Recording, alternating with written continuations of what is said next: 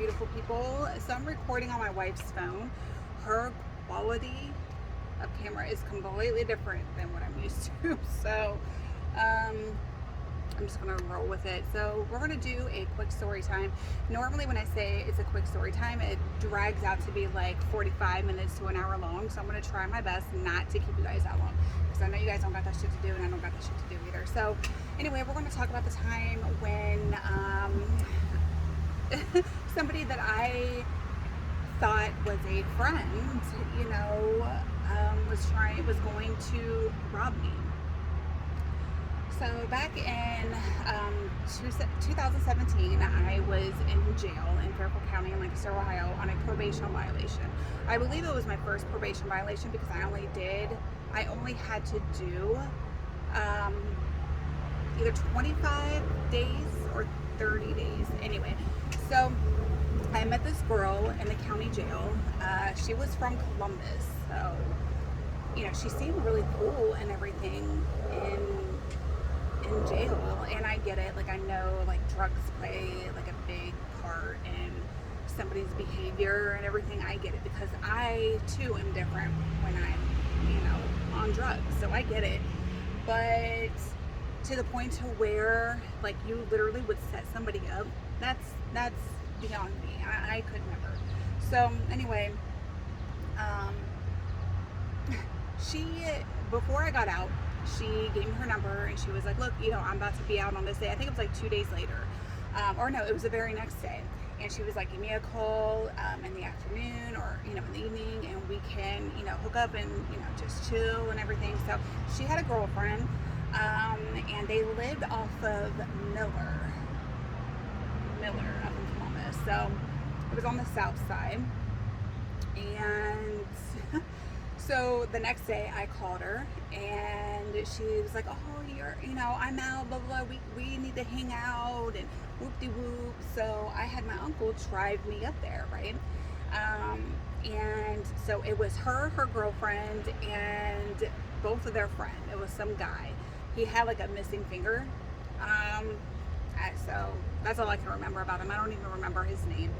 But anyway, so a couple of days later, okay, I decided to stay there, with them.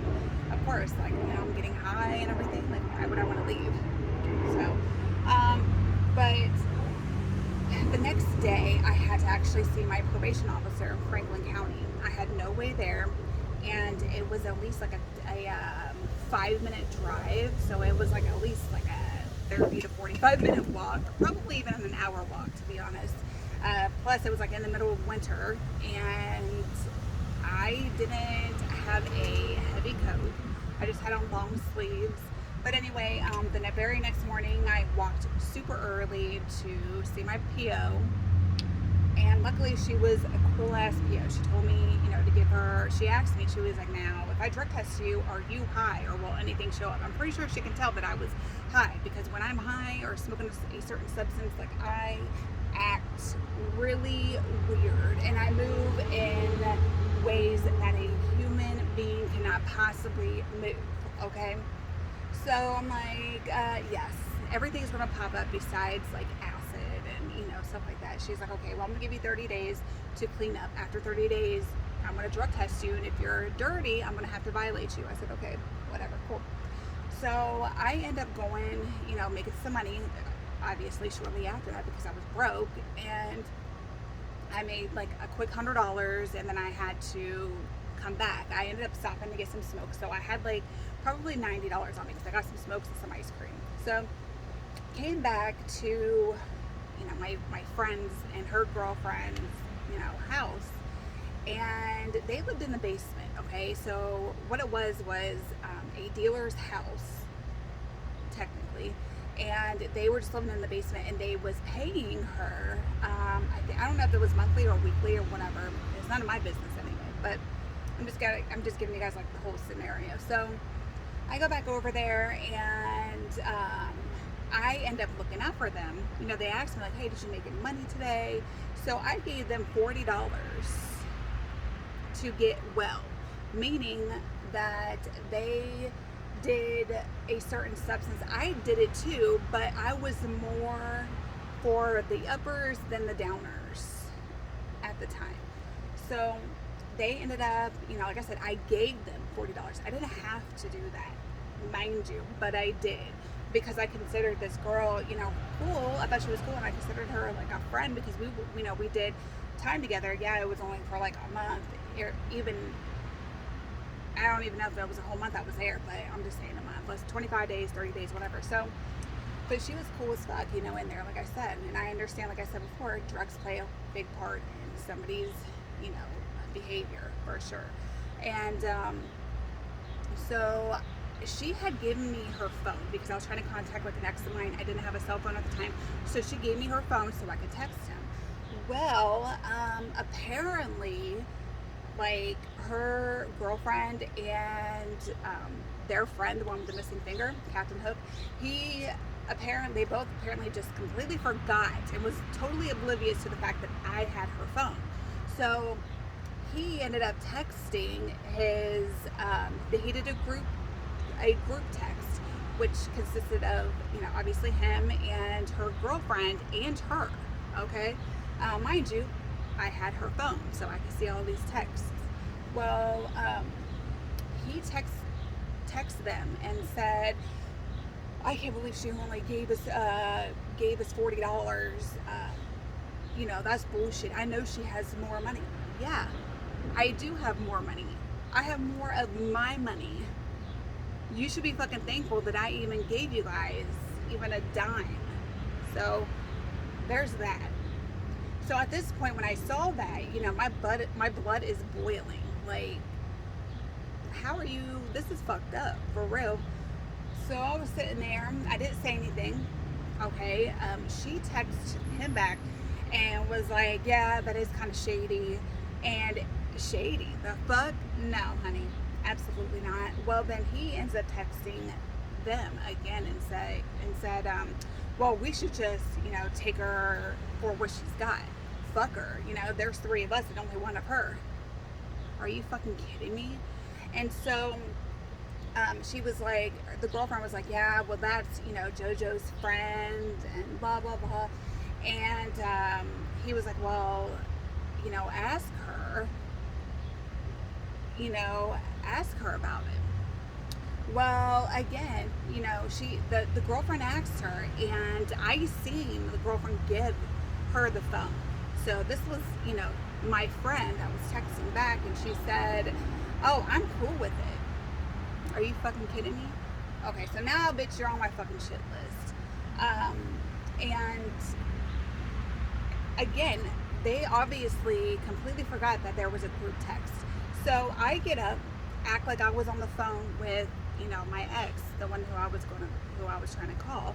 I go into the other room, like, so I can have some privacy, and I end up stuffing, my money and my drugs up in me.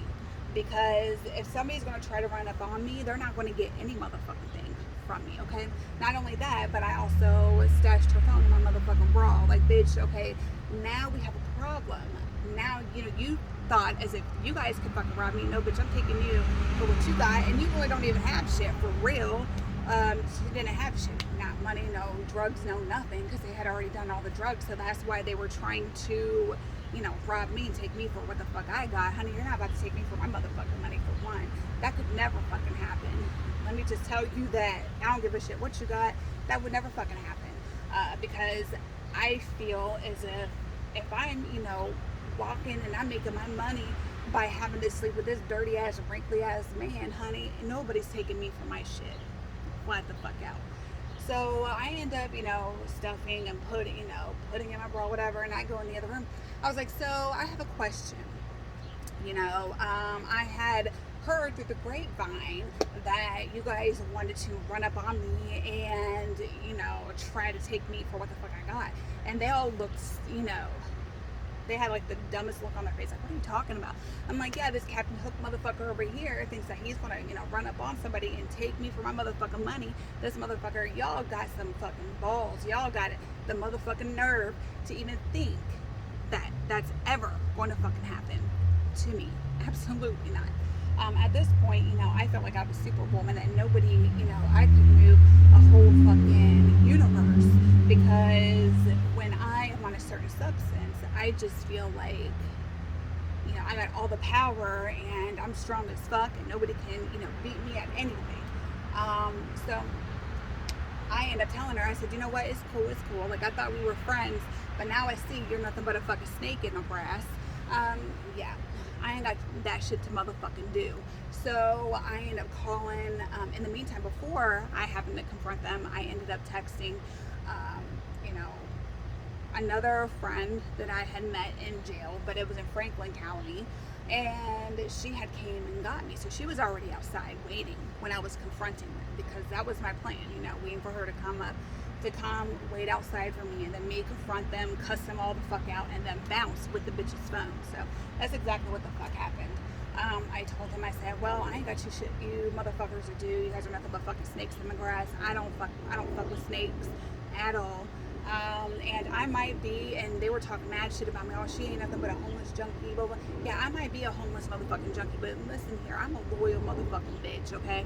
And I'm telling you right now, bitch, since you felt as if you were gonna take me for my shit, bitch, I'm taking you for your motherfucking phone, bitch. And then I just zooted and booted right out the motherfucking door, went up the stairs, up the basement stairs, out the side door, and just went right into my friend's car and bounced. She kept blowing up her phone.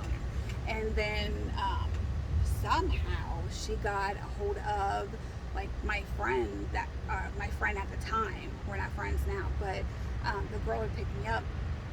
We had a falling out too. That's for another story, another day, another time. But yeah, they kept calling her phone. Was like, oh, you know, I need my phone, please. Just, you know, give me my phone. Blah blah blah. And what happened was I actually went to Boost, because it was from the Boost mobile store. I went to the Boost store and acted as if I was this person. I didn't know I was going to get the number changed, and I did get the number changed, actually. I didn't have the girl's like personal info. Like, I had her name, but I didn't have her birthday. But yeah, when you prostitute for, you know, 20 years, you have the tendency and all the ability, 100% to, you know, to get what you want. And I got what I want that day with, you know, having this guy change a number on a stolen phone. So all in all, it was a win-win for me. I mean, I lost, you know, this girl. I thought she was cool. I thought she was a friend or whatever. And, you know, she was cool as fuck in jail, like I said. But then when she started, you know, using, she turned into a completely different fucking person. It was like day and night.